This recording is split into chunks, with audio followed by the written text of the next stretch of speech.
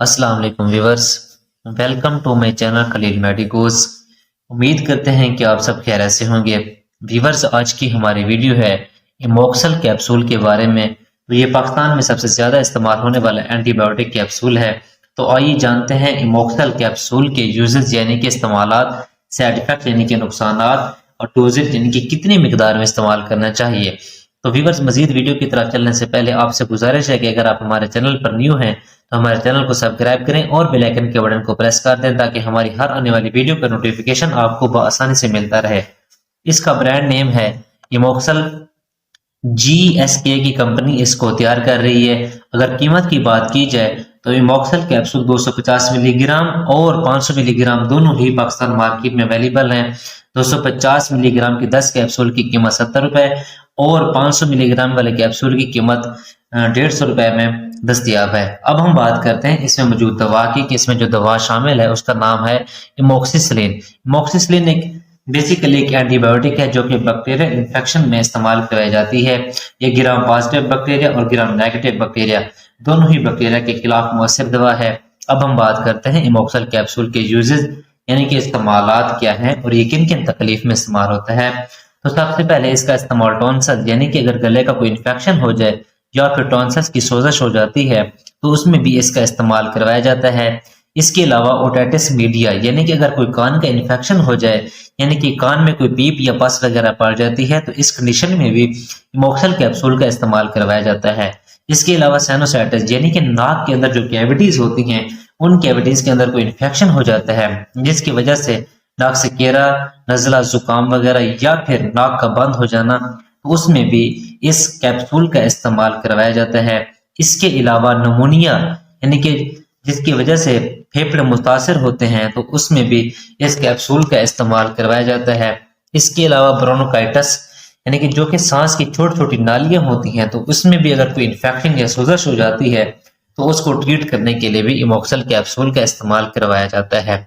यानी कि respiratory tract जो कि अपर रेस्पिरेटरी ट्रैक्ट और लोअर रेस्पिरेटरी ट्रैक्ट दोनों ही में जिसमें नाक, कान, गला, फेफड़े और सांस की नालियां शामिल हैं, अगर इनमें से किसी में भी एक इन्फेक्शन हो जाता है तो इस इन्फेक्शन को खत्म करने के लिए भी इमोक्सल कैप्सूल का इस्तेमाल करवाया जाता है।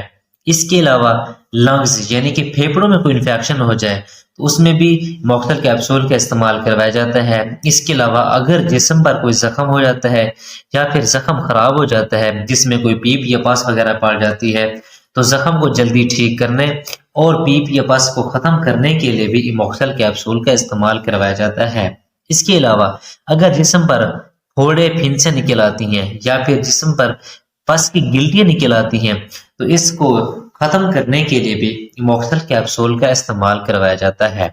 इसके अलावा अगर पेट का कोई इन्फेक्शन हो जाए यानी कि पेट में अगर कोई इन्फेक्शन हो जाता है किसी बैक्टीरियल इन्फेक्शन की वजह से तो उसको ट्रीट करने के लिए भी इमोक्सल कैप्सूल का इस्तेमाल करवाया जाता है। इसके अलावा अगर यूरेथ्रा में कोई इन्फेक्शन हो जाता है यानी कि अगर जहाँ से पेशाब खारिज होता है तो उसमें अगर कोई इन्फेक्शन हो जाता है इसको ट्रीट करने के लिए भी इमोक्सल कैप्सूल का इस्तेमाल करवाया जाता है। इसके अलावा अगर मसाने का कोई इन्फेक्शन हो जाए तो उसमें भी इसके कैप्सूल का इस्तेमाल करवाया जाता है।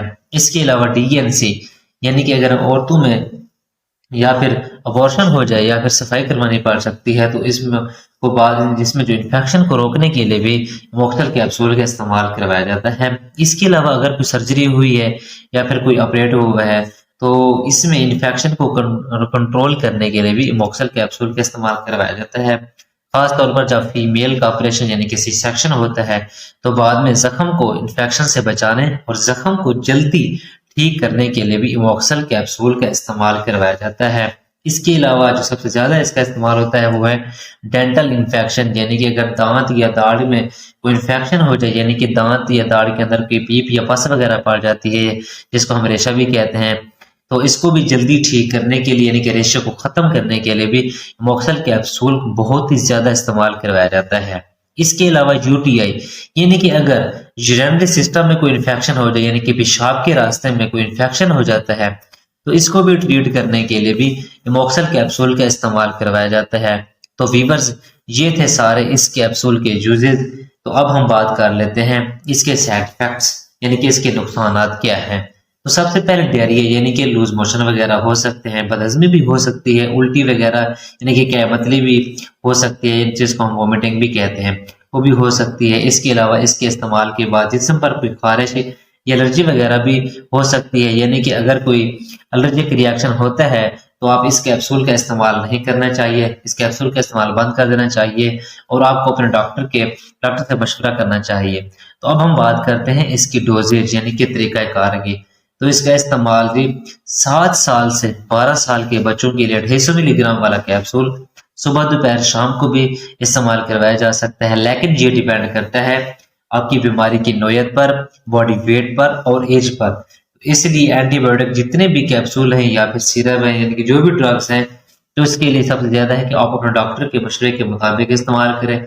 जिस तरह आपको डॉक्टर प्रेस्क्राइब करते हैं आप उनके नुस्खे के मुताबिक इस्तेमाल करें। यानी कि अगर इसकी अमूमी खुराक की बात की जाए तो 12 साल से ज्यादा अफराद यानी कि उससे जो बड़े अफराद हैं तो 500 मिलीग्राम वाला कैप्सूल सुबह दोपहर शाम या फिर 2 टाइम भी इस्तेमाल कर सकते हैं। बट जो बेस्ट तरीके हैं मैंने आपको पहले भी बताया है कि आप अपने डॉक्टर के नुस्खे के मुताबिक इस्तेमाल करें। जितने दिन वो आपको प्रेस्क्राइब करते हैं जैसे करते हैं आप उनके नुस्खे के मुताबिक इस्तेमाल करें। तो ये तरीका है जी। अगर इसके बाद कि मॉक्सल कैप्सूल को हमेशा खाने के बाद इस्तेमाल किया जाता है, तो ये थी सारी डिटेल मॉक्सल कैप्सूल की। उम्मीद है कि आप लोगों को हमारी वीडियो पसंद आई होगी। पसंद आई है तो लाइक करें, कमेंट्स करें और दोस्तों के साथ शेयर करना ना भूलें। हमारी वीडियो देखने के लिए बहुत शुक्रिया। अगर मेडिसिन के मुताल्लिक कोई भी क्वेश्चन है आप कमेंट सेक्शन में पूछ सकते हैं।